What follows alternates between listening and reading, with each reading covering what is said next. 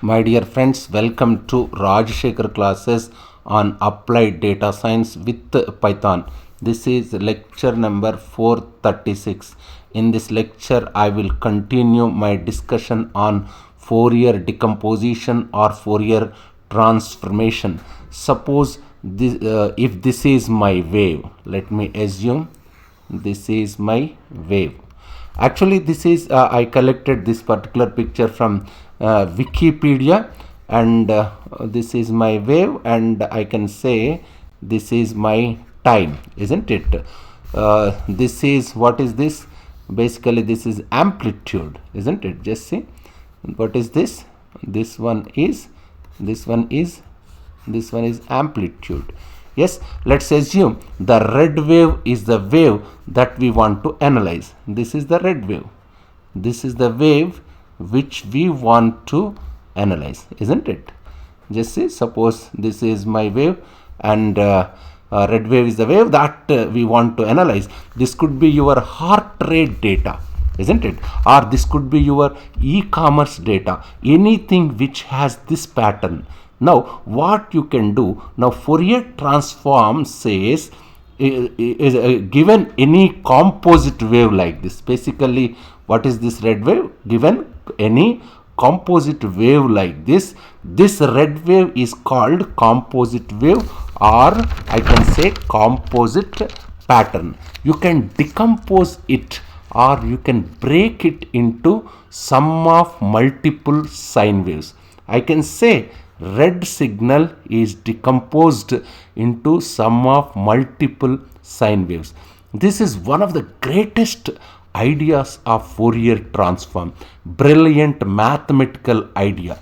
If you have repeating wave like red wave, this looks like a repeating wave. This red wave look like repeating wave. Of course, please note that I'm not going into the really rigorous mathematical details. I want to give you intuition of what Fourier transformation here is. Of course, there are more conditions for Fourier transform to work perfectly, but if you have repeating pattern like this, like your heart rates or e-commerce sales or anything like that, if you have a repeating pattern like this, you can decompose it sum of multiple sine waves. You can say this wave, what is this wave means? Red wave is sum of your wave 1, wave 2 and wave 3. One thing you notice is your wave 1 has different frequency compared to wave 2, because if you look at wave 1, if you look at the gap, what is this wave 1? Just see this gap for wave 1. Just observe this one. Just see this gap and this gap, isn't it? Because if you look at wave 1, if you look at the gap, this time period is more. This for wave 1, time period is more. This is more for W1. For wave 1, time period is more. Is more for W1, less time period for W2, isn't it? It's less time period for W2, and the time period is for W3, time period is still smaller, and we know that time period, what is time period? Time period equal to 1 by frequency, or frequency equal to 1 by time period. Since the time period is more in this case, just say this one for wave 1, since the time period is more for wave 1, the time it takes to make this oscillation is more. So the frequency is lower.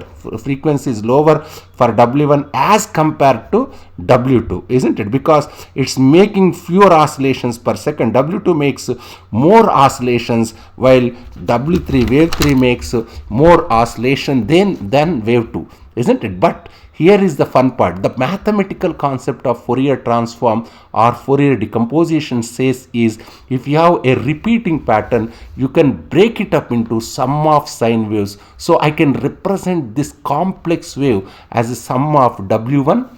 As this particular complex wave, I can represent as sum of W1, W2, and I can say W3. Of course, there will be different amplitudes. For example, instead of looking data in time form, just what we are looking data here in this case. What's happening, we are looking data in the time form, isn't it? This is time form data. This is what is this? This is basically time form, isn't it? If you have data like this, this is the time form. On x-axis you have time, isn't it? This is called time form of the data.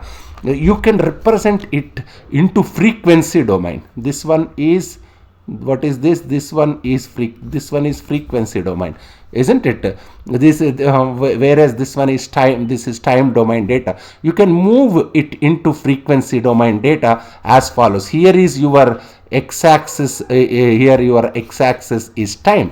Here your x-axis becomes, here in the case of time waveform, x-axis is time. In the case of frequency domain, your x-axis becomes frequency. Now what will you do given this wave? Which wave? Given this red wave, just see, given this red wave, just observe, this is the wave. Given for what happens, let's say here how can I say, you can represent, let's assume you can represent it as a wave with some frequency, isn't it? Let's assume W1 is a frequency 10 hertz. Let me say this W1 is a wave whose frequency is 10 hertz. W2 is a wave whose frequency is 15 hertz. Let's assume the frequency of W3 is 20 hertz. Given this wave, I can represent it as follows. How can I represent? I will take the 10 hertz domain, 50 hertz domain and 20 hertz domain. Now each of these waves also have some amplitudes. Just see, frequency 10 hertz domain has some amplitude, frequency 15 hertz domain has some amplitude, frequency 20 hertz frequency wave also has some amplitude, isn't it? One amplitude may be more than other amplitude. So what I will do here is I will draw vertical lines here. How can I draw this? Just say these are the vertical lines. I am drawing vertical lines like this. Just say I am drawing vertical lines. I am collecting 10 hertz frequency, 15 hertz frequency, 30 hertz frequency on x-axis, and I am drawing corresponding amplitude on y-axis. On x-axis on x-axis I am taking frequencies. I will draw vertical lines here. Let's say I draw 3 lines like this. So this is on y-axis I am taking amplitude. So given data in the in time form or in a time domain, I can convert it into frequency domain using Fourier transform, because Fourier transform says that any repeating wave like this,